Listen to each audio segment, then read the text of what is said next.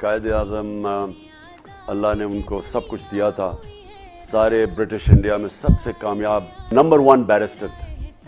یعنی سب سے زیادہ فیس دی جاتی تھی قائد اعظم کو. ہم تو صرف قائد اعظم کو یہ سمجھتے ہیں کہ ان کو کوئی ضرورت نہیں تھی پالیٹکس کی، جیسی وہ شان و شوکت میں زندگی گزارتے تھے کہ اپنا سارا آسان زندگی چھوڑ کے انہوں نے اتنی سٹرگل کی، اور پھر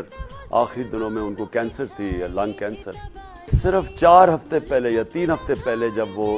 پاکستان بننے سے جب کراچی میں لینڈ کرتے ہیں تو ان کے ADC ہوتے ہیں ایڈمرل احسن، انہوں نے کہا کہ میں نہیں سمجھتا تھا کہ میری زندگی میں پاکستان بنے گا. تو جتنا بھی ہم ان کا شکریہ ادا کریں وہ کم ہے، کیونکہ آج اگر مسلمانوں کی حالت آپ دیکھیں جو ہندوستان میں، اگر آپ دیکھیں کہ ان کو کس طرح سیکنڈ کلاس سٹیزن بنا کے اور ان کو رکھا جا رہا ہے، یہ قائد اعظم کا ہم شکریہ ادا کریں کہ آج ہم ایک آزاد ملک میں ہیں، اور اسی لیے اس کی ملک کی آزادی کے لیے ہم سب کو جدوجہد کرنی ہے. قائد اعظم کی جدوجہد کو